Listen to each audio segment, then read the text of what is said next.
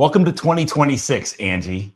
Welcome to 2026, Mike. How do you feel with 2025 winding down and now being behind us, entering 2026? Do you want the authentic, real answer or the clean radio edit? I want the unclean, raw and dirty version. Fucking exhausted. 2025 was just something else, and technically it's not over yet. It's not over. Maybe we'll get into that in a little bit, because there is a cool reason why it's not over yet. Not just for us, but for everybody. Yeah, 2025 was a battleground for I mean, it's been wild how so many people that in our lives and that we talk to and you see on social media have just expressed that 2025 just kicked them down to the freaking ground and stomped all over them. Curb stomped a bitch. That's what 2025 did. She curb stomped a bunch of bitches. Yeah. It seems like for the people that are in our lives, whether it be within the business or just we're associated with, 2025 offered a lot of challenges and obstacles that not came out of nowhere, but just that we haven't dealt with in a few years. And it's nothing politically, and it's nothing, nothing economically, or, we're not going to get into any of that. It's none of that, but it's really about just the energy of the year. Energetic. This is all everything we're talking about. We're talking about from an energetic perspective and not anything else. Yeah, the energy of the year, the themes of the year, we had some of our best business years and impact years, because we measure our business in a couple ways. And our business being Inner Wealth Global. Is business growing in terms of our financial state, but also in the impact that we make in the world? And in 2025, in 2023 and 24, we had significant increase in the financial health of the business, but we also had a significant increase in the impact that we were making in the world and that we were making in people's lives. And it seems like 2025 was just a year of contraction and a year of constriction, and things pulled back. And, no matter what pivot we took, no matter what decisions we made, no matter where we went with our energy, business continued to go in the same, and impact kept going in the same direction. And let's talk about the year of the snake. Oh, yeah. The year of the snake. So, look, Angie was way more woo. I was woo before you thought it was cool. You were woo before I embraced it, accepted it, didn't laugh at it. I think you might have thrown the word crazy at me a few times. Delusional, stupid. I threw a lot of words. I wasn't a very kind guy back then. We did not have a very kind marriage. No. Which is what we're going to talk about over the coming weeks. But the point being is, as I started really leaning into spirituality, it's like at first I caught up to Angie. And then you took over. And then I took over because I saw how crystal clear she saw life much more clearly than I did. And I just refused to believe that and accept that and acknowledge that. And now I've left her in the dust in terms of my, no, it's not true. It's not true. It actually, you get your credit there. You get your credit there. But there is no, that's spiritual ego when you think you've blown by somebody. That's complete ego. No, you can spout off everyone's charts and their numbers and every gene key. But there's so much more to spirituality than that. And it's just a connection with energy and a connection with intention and a connection with just a spiritual purpose. Look, I can talk to animals and you can't. So I got that on you. That's what I'm saying. We haven't blown past, nobody blows past each other spiritually.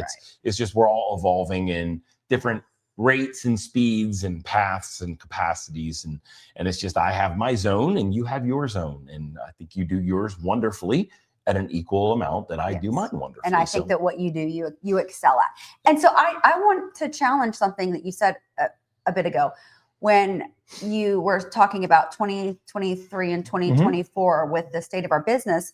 you had mentioned that our finance, that we had, it was a huge financial impact on our lives, but you also said we're making a huge impact. I disagree with that.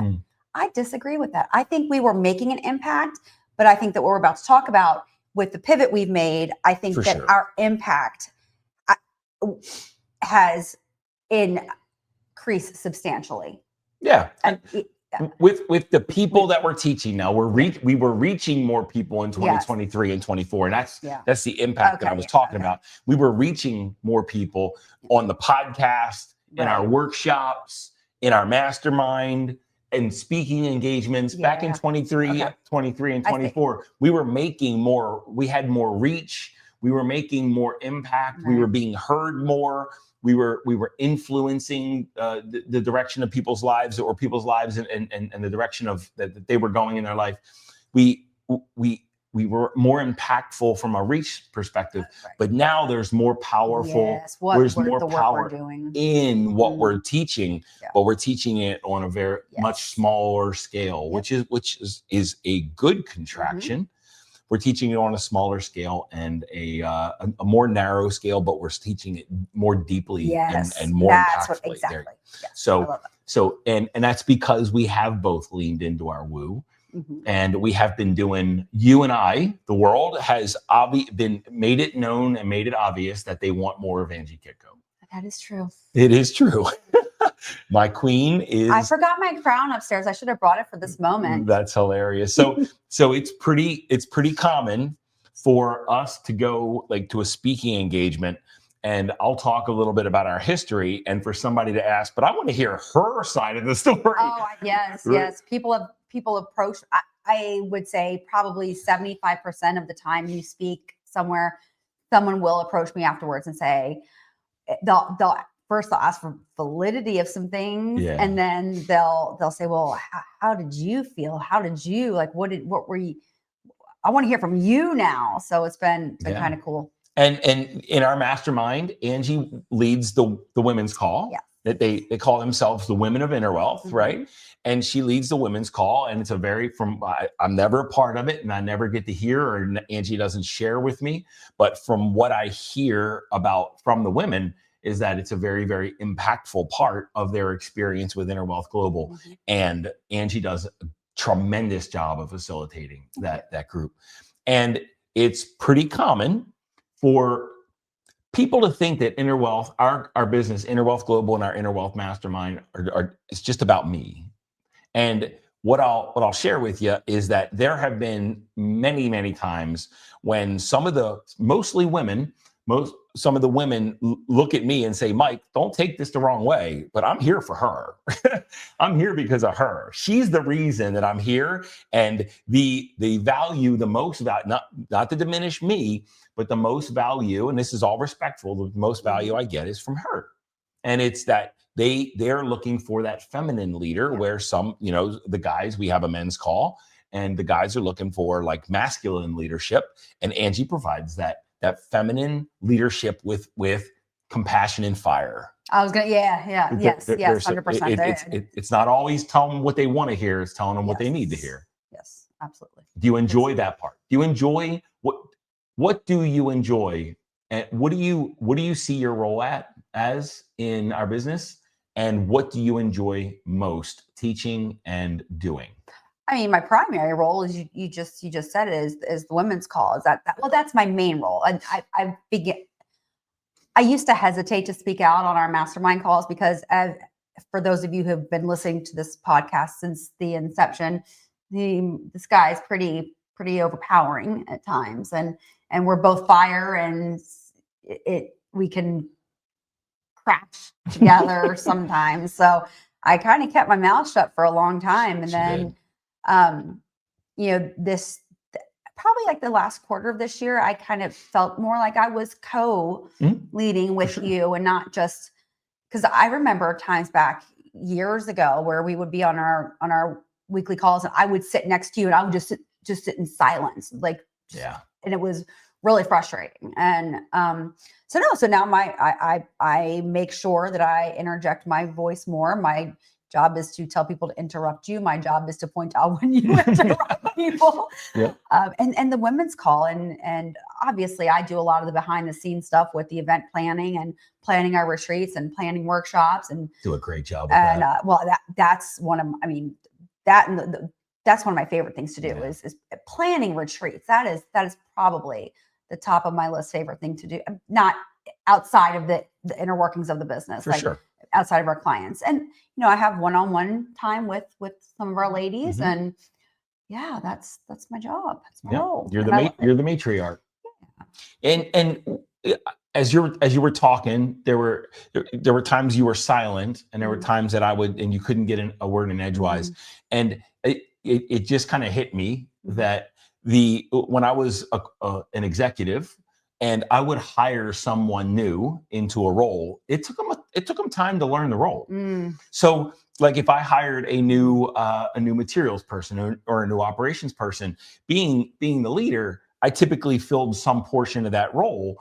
And usually the role that they didn't get up to speed on yet. And what I would do is, as they would take over, I would back off. But until they started to take over, I wouldn't let my hands off. Right. I was looking for them to be assertive and to be and to take ownership. And only by seeing them take ownership and assert themselves, that gave me almost like the permission slip that I needed to back off. But the more someone was hands off, and the more someone was just watching, the more assertive and not dominant, but the more present I was, and the more I contributed in that. But as soon as I had the confidence that they had it, then I could take my hands off the steering wheel, because I was responsible for the freaking machine. Right. Right. Well, there was a lot there with me having to recognize that what I had to say was valuable and important, and self-worth, right? Yeah. Because for the longest time it was, am I going to say this and is it going to sound dumb? And that was a lot of what I had to get through. You still think those things still?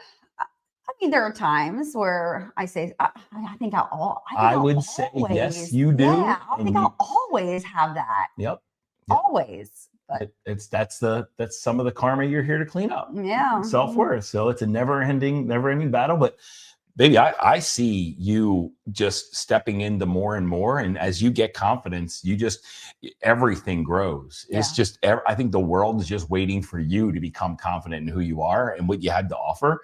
And the more you do, the better things get for everybody. Like the more you've become confident, assertive, assumed ownership, spoken over me, the more you've done that, the better everything has gotten. Well, go back to a couple of years ago when my best friend Katie Chatfield used to be our events planner, and she used to do all the stuff that I'm doing right now, and I didn't think I could do it.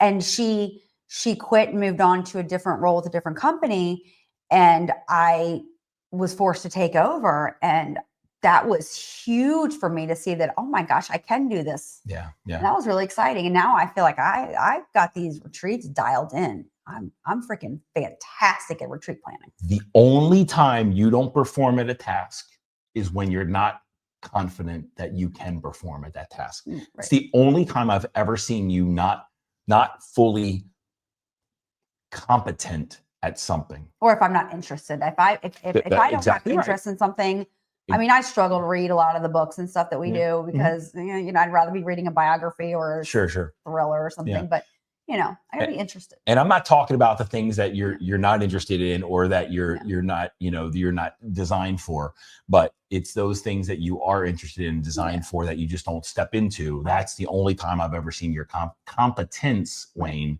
It's because your confidence waned. But as soon as that confidence was there, it's like, you got this. Yeah. In her previous lives, she would go and, I just want to wait tables. Right. She loves the restaurant industry. And she would say, I just want to go and serve tables for a little bit, just to get out of the house and just to interact with people. And before you know it, she was the GM. and I am not exaggerating. I'm not lying. And before you know it, not only is she the GM, but she's kind of pushing the owners out of the way so that she could actually perform, so that they could leave, not get in the way of a performing restaurant. And that's kind of the way it works with you. It's just, as soon as your confidence catches up, you just catch fire, and that sparks all, it's the spark becomes a fire. But everything you touch gets better in some way, shape, or form. And the point being is, the only reason that you haven't fully impacted everything that you can impact in our business is because you didn't believe you could, but we're here to change that. Certainly. Absolutely. We are here to change that. And what we've decided, I guess the pivot that we're making in this podcast, in the Inner Wealth podcast, is up to now, it's been the Inner Wealth podcast with Mike Kitko. And then I had some interviews, and I don't love interviews. I gotta be honest. Like, this isn't interviewing to me. This is just asking my bestie some questions. But, I don't love the interview format. And that's why I don't have a lot of them recorded in the 230 episodes up to this point that we have. But I do love sitting beside this woman and sharing and teaching and educating and coaching and locking arms and making an impact together. I absolutely love this. This inspires me. And what the pivot that we're going to make in the Inner Wealth podcast for the foreseeable future, and I'm talking about over the next few months, is we're going to have a series about us and about our path, about our adventure, instead of just getting on here for a half an hour and telling a story, or, going someplace and you see the location.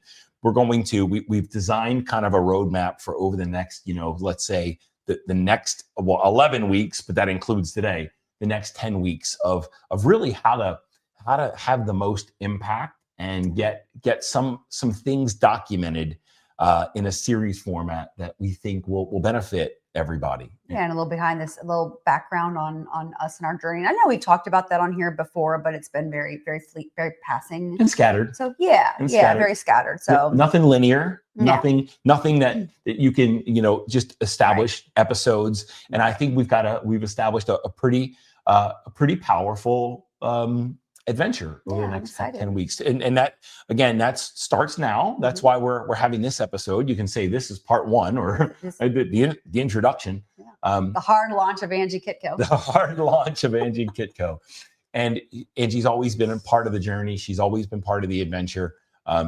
Now it's time for her to really feel like that she's shoulder to shoulder with me. Yeah. And maybe workshops instead of, at one point I had just me in front of the audience and, in front of the workshop. And then it was me and a couple other teachers. And maybe it's time for there to be 2 chairs at the front of the workshop and to really get this thing started. So we'll see where this goes, but we know that 2026 is going to look a whole lot different than our business years of 2017 and what we taught and the impact we made from 2017 up to 2025. Right. 26 is going to look a lot different.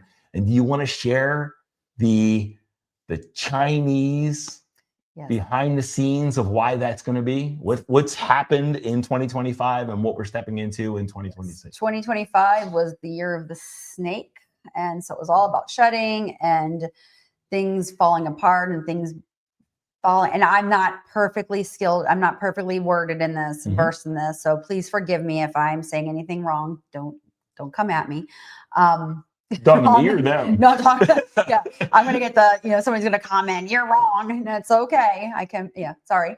No, so it was all about shedding and letting go and things that no longer served you, being released. And it was about stillness, and it was about quiet, and it was about, I think, slithery and, just slow. And my God, did we feel that? Think scales falling off of a snake, right? This whole year, it felt like Mike and I were just in a spot that we wanted to do nothing. And it was just this, but it felt like we were in a void. That's the word we used to describe it recently. A void. Just a void. And like a holding pattern, a clearing. Yeah. Yeah. Just kind of, And nobody told us about this earlier in the year. It was at the end of the year. Just came across, just figured out at the end of the year. So I'm kind of pissed about that. But Yeah, so then come February 17th-ish, is that correct? February 17th. February 16th, it ends the year of the snake, and the 17th starts the year of the fire horse. The fire horse. Let's go. Fire horse. Power, forward momentum. Yeah. Strength. Courage. Oh my gosh, I am so ready. Stamina. And as resilience. As two fire signs, let's go. And with that change, right? So another thing, and I never knew this. I always heard it was a 1 year or a 5 year or a 7 year. You know, in Chinese astrology, I always heard that, but I never I just thought somewhere it was documented what year it was, and I never knew the mechanics of it. But all you do is take the numbers in the year, and add them together. That's the year. 1 through 9. So a 10 means 1, right? Because you take it down to between 1 and 9. You keep adding them together until it's 1 and 9. So 2025 equals a 9 year. No. Yeah, 9. Yeah. And 2026 equals a 6, 7, 8, 9, 1. A 1. New beginnings. Endings. Yes. New beginnings. Yep. And the last time it was a 9 year, what happened in the lives of Mike and Angie Kitko? They completely got crushed to the ground. That was the year that you filed for divorce. Yep. That was the year you got fired from your second job. That's the year that all the wheels fell off, and the old way of living just completely imploded. Yeah. Everything shifted and changed in our lives. I started the spiritual journey because as you move through 2020, closer to 2017 and get into a 1 year, my spiritual journey accelerated. And then in 2017, started the business and we got momentum and clients and everything started building. And we are in that 9 year right now. Yeah, when you bring that up, so 2025 doesn't feel so bad anymore. It doesn't feel so let's look forward to it. Some future. And some of the things that we're going to talk about over the next couple episodes or the episodes that the series that we're going to do is learning how to train your nervous system to trust life and to allow your body and your nervous system to feel safe in shifting circumstances, because certainty is there's no such thing as certainty when it comes to being a soothsayer in the future. And just because it worked in the past doesn't mean it's going to work in the future. And just because it built at some point doesn't mean it's going to keep building. And it's training our bodies and our nervous system, and especially our ego, to allow life to rearrange itself for our best interest and to feel safe in it. Yeah, I think the ego is the biggest one that stands in the way there.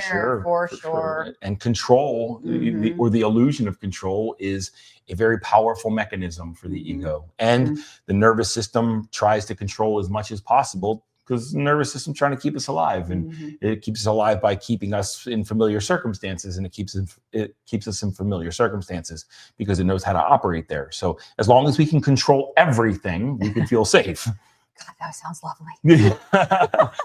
But I think the key to life is influencing what you can influence, controlling what you can control, and never trying to control what you only influence. Yep. And when you're trying to control what you only influence, it means you don't trust life.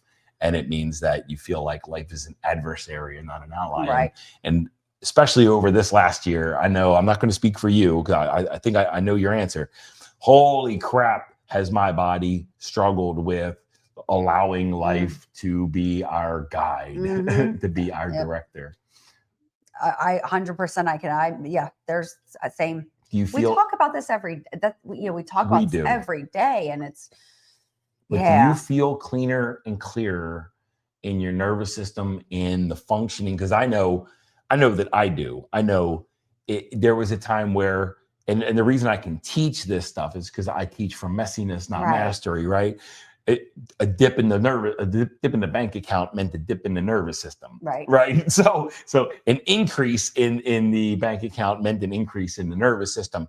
And I've said it a billion times. If money controls your nervous system, that your money's bitch, right? No, I've done a lot of work over the past few months over that. So I definitely feel that. Because life is always trying to bring you circumstances that are going to help you in your spiritual evolution.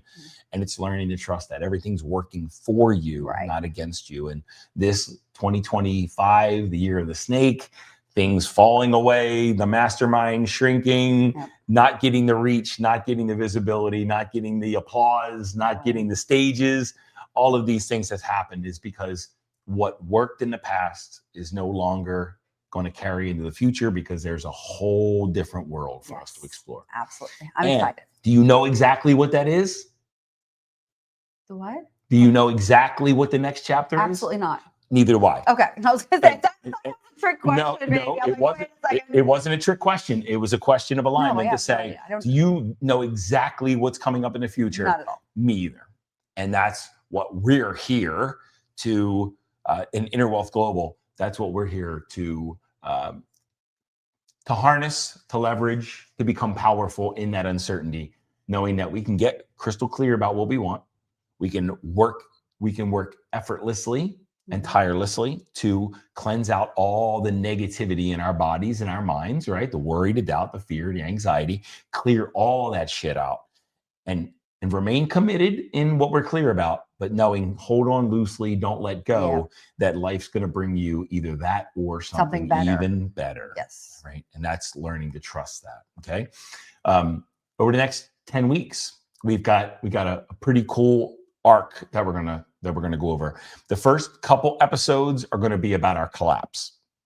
We're going to go talk about 2026. We're going to talk about 1999 to 20 or 2016. 1999 to 2016. What that looked like and how everything just absolutely fell apart after a lot of torment, after a lot of drama, after a lot of struggle, after a whole lot of hardship. The wheels fell off of all of that. And that doesn't even make sense to say it that way. But the wheels fell off of that, and the life that we were living, it just went away, and it went away quickly, and it started to rebuild. And the second set of episodes, the second couple episodes, it's going to be about repair. It's going to be about our repair. It's going to be about her repair of her, my repair of me, and our repair of us, and what that looked like, and kind of some of the adventures that we and struggles and challenges that we learned, embraced, and endured. Not always embraced, but learned, embraced, and endured in that repair phase. And the third little phase that we're going to explore is really about our awakening. Right. And it's really about our spiritual evolution and seeing life. It's like finally taking that red pill and seeing what life really is and what life's all about, and seeing life through a more spiritually evolved lens, and learning to trust life, and learning to trust God, and learning to trust each other, and trust that all's working out for our best interest. And the fourth part, the last couple episodes, is going to be all about our future. And again, our future, we don't know exactly what the next chapter looks like, but we do know that the things that we've done in the past, some of them have expired, and allowing that to fall away, so that the new can be reborn, and stepping into a more powerful version, aligned, inspired, supportive, encouraging, regardless of what the circumstances look like. Sound fun? It sounds like a lot of fun. I'm very excited. What are you looking forward to most? I'm looking forward to talking about our rebuild and how that went. I mean, the collapse is just wild, because it's just wild to think about. It makes no sense. No, it makes not at all. Like I think I was telling a story to someone recently. I was having a one-on-one with one of our clients, our ladies, and I was telling her a story, and I looked at her afterwards and I said, that doesn't even feel real. Like it doesn't even sound believable. It sounds like a Hollywood movie. Yeah. When we tell the story, people are like, you're full of shit. Yeah, you're lying. You're lying. So yeah, and knowing where I am now and how I responded and reacted in the rebuild phase initially, I'm just excited to go back through that. Yeah. So Yeah, I'm very excited. Yeah, and that's what next episode is going to be about. Next episode is the story, the collapse, Yes. the calamity, the everything. You're making it a Hollywood movie. I know. I'm trying to. Episode I 1. want you back. So come back and listen. Kitko's the calamity. But let's go back and use that number. The next episode is about that 9th year. Yeah. All right. The backstory, the build up, and the 9th year of the just tearing away of the fabric of whatever we thought we had that was good. Most of it that we see now there was nothing good in it. No. Except the bank account. Except the bank account. No. And an underlying, although we didn't know it at the time, an underlying commitment to grow together. Right. That we never really saw was there, or that we challenged all the time. But this unbreakable freaking bond and this unbreakable partnership that was always going to endure all of that shit, that I don't think either of us fully trust. Mm-mm. I know, because when you used to call me soulmate, I'm like, you're full of shit. Like my whole insides were like, you're out of your mind. Like you call me a piece of shit 15,000 times, and I'm your soulmate. Like, well, I was right. In some cases, sometimes you were just talking about in some cases you were just talking about your own shadow. But anyway, no, about the soulmates. You were. I was going to say. You were right about the soulmate. And Angie looked at me the other day, and this is a great story and a little tease for what's coming up. Is Angie has had a very difficult time in her life trusting people. And we'll get into a lot of this next week, but a lot of people that were supposed to love her the most in her childhood, it did the most damage and the most harm. Somewhat like we did to our kids, but not to that degree in terms of Angie didn't get fed a lot, right? And Angie didn't have clothes a lot. Angie didn't know where her next meal came from. Right. She had to steal candy bars in order to eat because she was so hungry. But anyway, the point being is she looked at, and she's had trouble trusting people ever since. But she's always loved animals and had this amazing love and this amazing space for animals, whether it be driving down the road and pulling off, and saving a turtle, or, seeing a stray cat and going to try to rescue it, or, a whole. I've come out with dogs. What was it that you got out? There was something hit on the side of the road, and you got out and you held it. Oh, it was a cat that somebody had hit a cat, and they took off, and I got out and held this cat while it passed, and made sure that I contacted the shelter, and they contacted the owner. And then where were we with the bird? Oh my gosh, that was in Columbia. I was at a speaking engagement. In Columbia, Missouri. So we're walking down the street. It was nighttime. Yep, just a little sparrow. We're walking down the street, and there's this sparrow that's on the ground, and it's kind of flailing. And Angie, I think I saw it, and I drew your attention to it. And Angie came back and grabbed it, and she held it, and it was obviously in peril, and it was spazzing. It's like its whole nervous system was going crazy. But she grabbed it and put it in her hands. And she just tenderly, and if you see on video, she just cupped it, and she held it, and it took its last breath. Yep, I held it to my heart, and then we set it down so that something had a meal for the night, because the body of that bird had expired, and we were just going to let energy do its thing and nature do its thing, and something needed the energy in that body and in the physical form. But those things have happened like all of Angie's life. She's magical when it comes to animals, but she's always struggled to trust people. And she looked at me and said, no, I'll never forget this.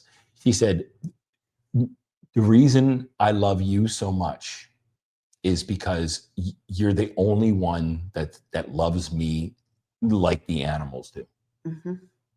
And I said that was yesterday. That was yesterday. It feels like it was 10 years ago. It was literally just yesterday.